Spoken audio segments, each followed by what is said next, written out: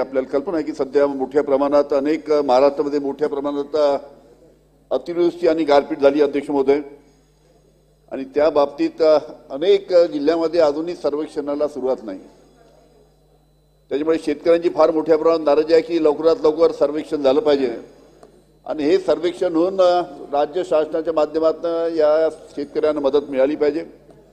त्याचबरोबर अध्यक्ष महोदय, महाराष्ट्रामध्ये मोठ्या प्रमाणात कापसाचं उत्पादन होतं अध्यक्ष महोदय, आणि हे कापसाचं उत्पादन होत असताना 2 वर्षापूर्वी जे कापसाला भाव होते अध्यक्ष महोदय 12,000, 12,500, 13,000, 13,500 पर्यंत कापसाला भाव मिळाले होते अध्यक्ष महोदय।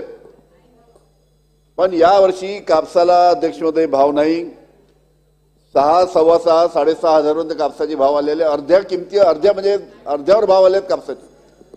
त्याच्यामुळे शेतकरी हे अतिशय अडचणीत आहे अध्यक्ष महोदय। राज्य शासनाने मोठ्या प्रमाणात केंद्र शासनाने मोठ्या प्रमाणात परदेशातनं कापूस आयात केला, त्याच्यामुळे कापसाचे भाव पडले, आणि ज्या प्रमाणात कापसाच्या गाठीची निर्यात परदेशात व्हायला पाहिजे होती ती होऊ शकली नाही, आणि त्याच्यामुळे कापसाचे भाव पडले अध्यक्ष महोदय। त्यासाठी राज्य शासनाने मागच्या हिवाळी अधिवेशनामध्ये आमची मागणी होती की राज्य शासनाने या कापूस उत्पादक शेतकऱ्यांना काहीतरी भरीव मदत केली पाहिजे। कापसाचे भाव वाढवण्यासाठी पहिले जे धोरण आहे निर्यात आणि आयात धोरण ते बदललं पाहिजे, आणि त्याचबरोबर राज्य शासनाच्या माध्यमातून कापूस उत्पादक शेतकऱ्यांना मदत झाली पाहिजे। या दृष्टीनं राज्य शासनाने मदत जाहीर करणं अतिशय महत्त्वाचं आहे। 21 मध्ये आपण जे अवकाळी पाऊस आणि याच्या बाबतीतली तरतूद आपण केलेली आहे अध्यक्ष महोदय।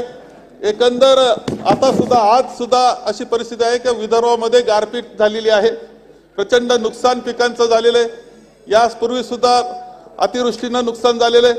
त्यांची रक्कम निधी जो द्यायचा आहे मदत करायची, आपण नुकसान भरपाई करू शकत नाही, पण ती मदत अद्याप मिळालेली नाही ही अवस्था आहे। विम्याचे पैसे मिळायला तयार नाही, विमा कंपन्या मजूर झालेल्या आपल्याला सगळ्यांना दिसत आहेत। त्याच्यावर 1 रुपया विमा ठीक आहे, परंतु शेवटी 1 रुपया विमा असला तरी शेवटी त्या शेतकऱ्याला त्याची मदत झाली पाहिजे, ती मदत होत असताना दिसत नाही, ही वस्तुस्थिती आहे।